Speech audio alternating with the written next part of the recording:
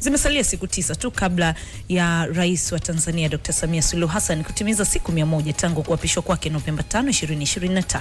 Miongoni mwa ahadi alizoziweka katika siku 100 za kwanza chini ya uongozi wake ni kuwa atahakikisha kunapatikana maridhiano kwa kuanzisha mchakato wa maridhiano ya kitaifa ili kuponya majeraha ya taifa.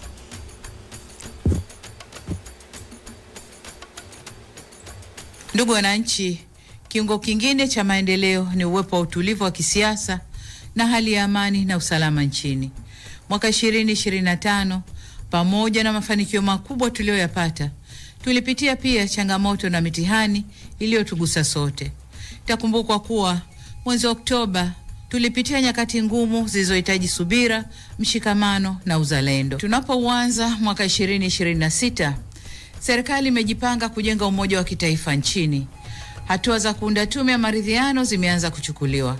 Serikali itashirikiana na wadau wote katika kukubaliana kuhusu muundo wa tume, aina ya wajumbe, majukumu yao na muda wa kazi wa tume hiyo. Nitoe rai kwenu ndugu zangu wa Tanzania kwamba tunapoendelea kulijenga taifa letu, tusikubali tofauti za kiitikadi au kimtazamo zitugawe na kutupotezea malengo yetu ya maendeleo na ustawi wa taifa letu. Sote tunafahamu kuwa tofauti ni sehemu ya demokrasia, lakini zisitumike kuligawa taifa la Tanzania. Narudia kusema kuwa Jamhuri ya Muungano wa Tanzania ni moja tu.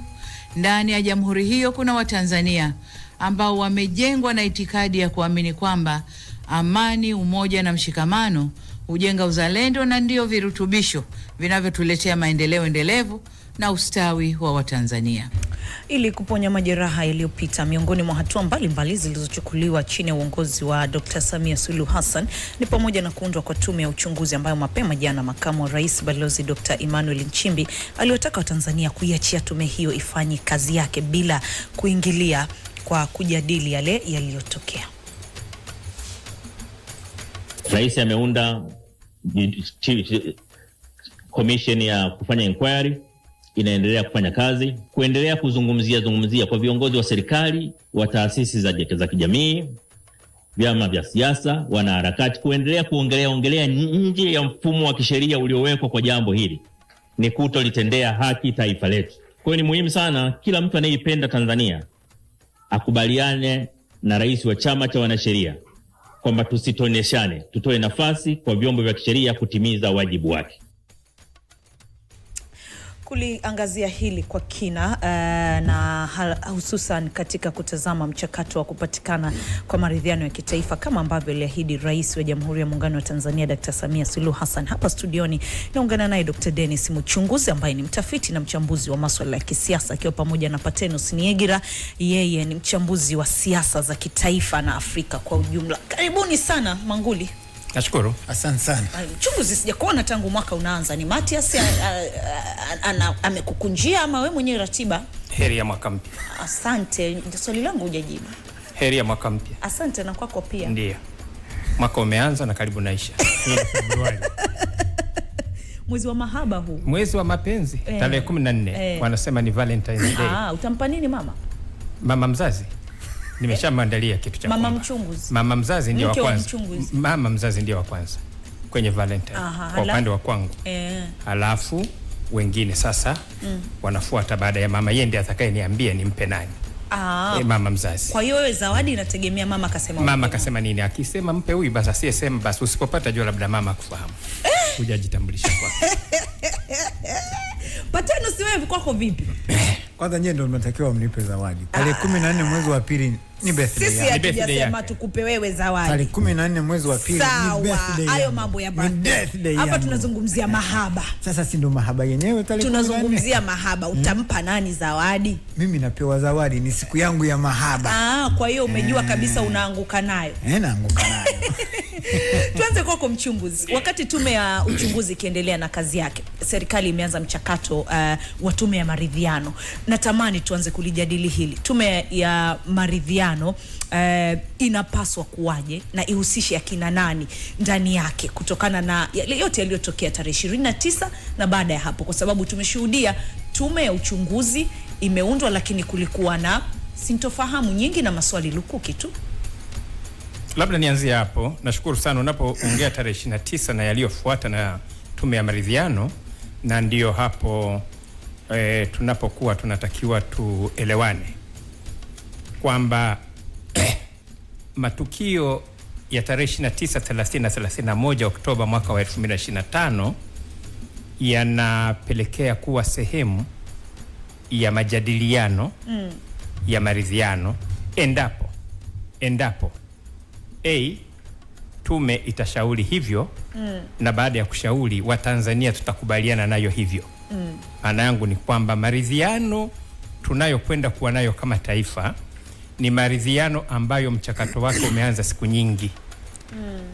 Matukio ya tarehe 29, 30 na 31 ni matukio yaliyokuja baada ya mambo kadhaa ya maridhiano kuwa yamekwisha fanyika.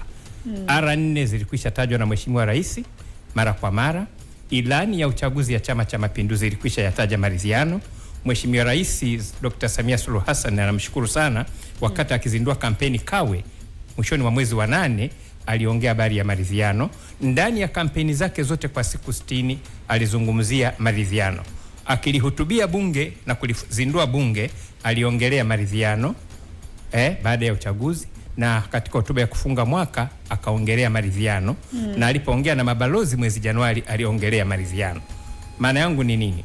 Ni kwamba matukio ya tarehe 29, 30 na 31 ni sehemu tu ya maridhiano.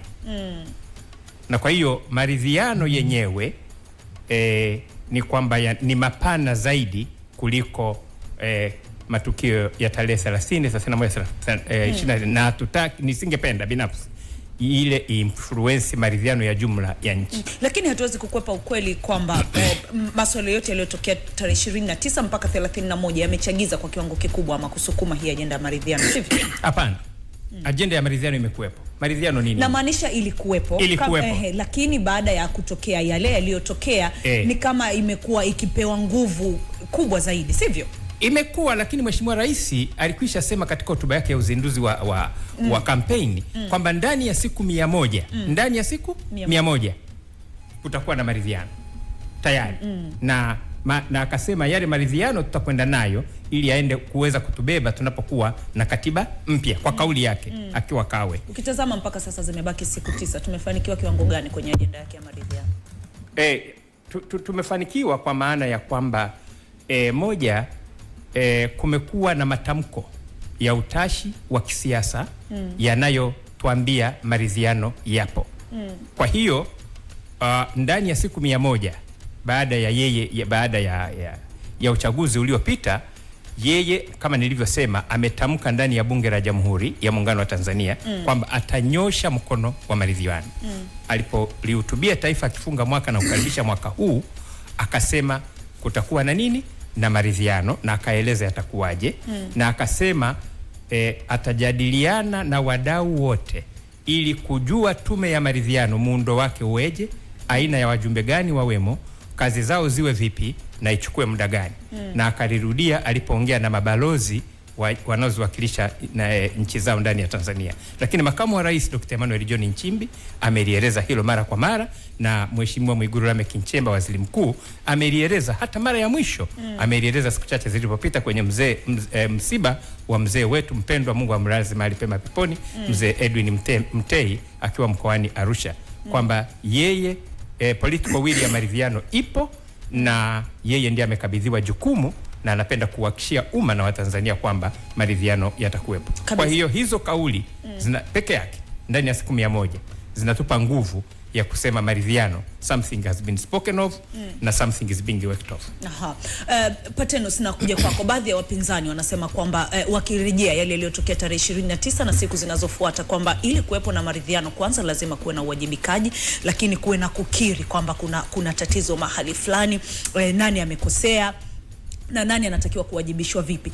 Unadhani kwa muktadha huu tulionao hivi sasa, kama alivyoeleza Dr. Mchunguzi kwamba kuna hatua zimepigwa, kuna haja ya kufanya haya yote kwa kiwango gani?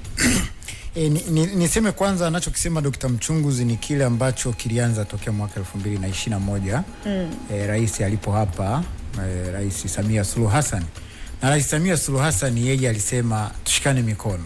Baada ya hapo kulianza jitihada mbalimbali. Na nafikiri ni msingi katika mjadala huu tuzungumze vizuri namna gani tuna uhakika kwamba maridhiano yatakuwepo. Kauli kama alivyozizungumza ndugu Mchunguzi hapa ni vizuri kabisa, na ndivyo zimekuwepo. Kumekuwepo utashi wa kisiasa na kila kitu cha aina hiyo. Lakini historia na takwimu za historia zinatuonyesha kwamba tume nyingi zimeishia kuwa tume na kutoa taarifa. Kwa hiyo nadhani ni mwafaka sasa kama sisi wachambuzi tuanze kuleta uchambuzi wetu sahihi. Moja, tume ili ziweze kufanikiwa zinahitaji kuwa na misingi mikubwa itakayoiwezesha kuipokea taarifa za tume hizi zinazoletwa. Maana tume anaiunda Mheshimiwa Rais na inaripoti kwa Mheshimiwa Rais. Sasa unapokuwa unataka upate maji lazima utengeneze miundombinu maji yatakapopitia. Ukisha kuwa nayo hiyo miundombinu ndo maji yanaweza yakaanza kutiririshwa kwenye hayo mabomba. Sasa tunataka tume ili tuweze kufanya maridhiano, lakini kama alivyokosoa na mimi naungana naye. Maridhiano yanayozungumzwa ni mapana kuliko matukio ya tarehe 29, tarehe 30, 31 na kinachoendelea mpaka leo. Kwa sababu ni ndoto ya muda mrefu ya Mheshimiwa Rais ya kwamba tushikane mikono. Sasa tarehe 29 kama ulivyosema, vyama vya upinzani na viunga mkono inahitaji uwajibikaji. Sasa mapendekezo ya tume ndiyo yatakayorahisisha na kuratibu namna ambavyo uwajibikaji utafanyika na ni wakina nani watahusishwa kwa upana wake. Kwa sababu tukio la tarehe 29 japo ndio tunalifanya katika sehemu ya kuwa dinayo, lakini ni tukio ambalo lina mizizi na chimbuko ya falsafa, miundo ya makuzi yetu ya kisiasa. Kwa hiyo lina mizizi ya muda mrefu. Na hivyo kumbe tukilichukua lenyewe peke yake hilo tukio tunaweza tukafikiri kwamba maridhiano ni kutokana na tarehe 29. Hapana, ni kabla hata ya tarehe 29. Kwa hiyo tarehe 29 wapinzani na waunga mkono watu wanahitaji kuwajibishwa, lakini si kwamba wasubiri kwamba mpaka wawajibishwe ndo tulidhiane. Sasa tunaridhiana nini kama watu wameshapewa adhabu? Kama watu wameshapewa hukumu, hakuna kuridhiana tena. Hao ndio kafara ya kilichojitokeza tarehe 29. Kwa hiyo nadhani wanakuwa wanatia chachu kwamba Mheshimiwa Rais pamoja na vyombo vyake ni kama vile vinachelewesha wananchi kuona kafara wa kuteketezwa akiteketea. Nafikiri mimi nihitimisha hiyo. Shukrani. Mchunguzi, nafahamu kwamba umekuwa ukifanya tafiti mbalimbali kuhusiana na tume kadha wa kadha zinazokuwa zinaundwa nchini kwetu kuanzia ufanisi wake na vitu vingine. Unadhani tume ya maridhiano inatakiwa inayotarajiwa kuleta umoja wa kitaifa inapaswa kuundwa chini ya misingi gani? Nashukuru sana kwa swali hilo. Ni swali zuri kwamba tume iundwe chini ya msingi gani. Na napenda niseme kwamba mwanzo tulikuwa tunaongea R4. Namshukuru sana Mheshimiwa Rais kwa zile R4. Nilizizungumza sana wakati ule na namshukuru sana. Reconciliation, rebuilding, resilience na reforms. Na ilani pia ikaongelea habari ya maridhiano, ilani ya uchaguzi ya Chama cha Mapinduzi. Tunaishukuru pia na kauli zikawa za maridhiano. Alipozungumza na babalozi Mheshimiwa Rais akaongea Truth and Reconciliation Commission. Hiyo truth haikuweko mwanzo katika maneno tuliokuwa tukiyatumia. Mabalozi maana yake ni tume ya ukweli na maridhiano. Sasa ikishakuwa tume ya ukweli na maridhiano ni ile tume ya maridhiano, but inakuwa na maana kubwa zaidi. Na ameliongeza neno hilo akiongea na mabalozi. Iwe katika muundo gani? Kwa mujibu wa swali lako. Tunahitaji tume ambayo kwanza niseme hivi, namshukuru Rais kwamba alitamka katika hotuba yake kwamba muundo wa tume uweje, aina ya wajumbe waweje, kazi zao ziweje na muda gani uwe. Mimi naongezea hivi, tunahitaji muundo wa process ya maridhiano. Kuna tume ya maridhiano, lakini kuna mchakato wa maridhiano. Mchakato wa maridhiano unahitaji muundo. Tukirudi kwenye katiba ile, wakati wa katiba sio maridhiano, katiba ile ya wakati wa Warioba tulikuwa na tume ya maridhiano, lakini tulikuwa tuna bunge la katiba, na tukaja kwenye kupiga kura kupigia vifungo tukaingiliana na uchaguzi mkuu wa 2015 tukashindwa kupiga vifungo kwa sababu yasingefanyika yote mawili. Kwa nini? Kwa sababu tuliangalia zaidi tume ya Warioba, hatukuangalia zaidi muundo wa ile process nzima iweje, pamoja na kwamba bunge lilipitisha sheria ile. Maana yangu ni hivi, tunahitaji muundo wa tume yenye weredi, yenye wataalamu wanaoelewa masuala ya maridhiano, watu ambao wako tayari kutuvusha kwenye maridhiano. Lakini tunahitaji pia muundo wa maridhiano pia mwingine ambao kama mimi ungeniuliza kwa utashi wangu na siingilii mapendekezo ya Mheshimiwa Rais, ningesema tuwe na baraza la maridhiano la taifa, National Reconciliation Council, na tume ya maridhiano. Sasa hivi ni vyombo viwili ambavyo vinaweza vikafanya kazi kwa pamoja na vikatusaidia kumove. Baraza lina advantage ya kuwa na watu wengi, kwamba makundi yote ndani ya jamii 19, 20, 25, wanawake, walemavu, bodaboda, mamalishe, vyuo vikuu, wanahabari, NGOs, watu wa dini, machifu, makwini, una uwezo ukawaingiza kwenye baraza. Na tume inakuwa na watu wachache. Umenielewa? Pamoja na kwamba katika baraza lile unaweza kumpa nafasi Mheshimiwa Rais akawa na watu 5 hata 10 ndani ya baraza lile. Ukawa na baraza na ukawa na muundo wa baraza na ukawa na tume. Lakini kwa mujibu wa swali lako ni kwamba weza ni baraza la maridhiano au ni tume ya maridhiano, tunahitaji watu wenye weredi, watu wenye uelewa, watu ambao wako tayari kufanya kazi na kutuvusha bila kuwa personalized. Manake ni nini? Mtu asiangalie bila kubinafsi. Tukikuweka wewe kama umetoka kuwakilisha chama cha wakulima, usipendelee zaidi tu wakulima, angalia taifa zima kwa ujumla. Tukikuweka umewakilisha chama cha siasa, usiangalie tu chama chako cha siasa, angalia taifa. Tukikuweka umewakilisha Wakristo au dini, Waislamu na kadhalika, hebu kama umeletwa na taasisi ya kidini, usiangalie tu taasisi, angalia ile national need, kwamba tunahitaji nini. Kwa sababu gani? Maridhiano haya tunayahitaji ili yatujenge kisiasa, kiuchumi, kijamii na kiutamaduni, lakini tuna jambo letu mbele ambalo ni nini? Katiba mpya.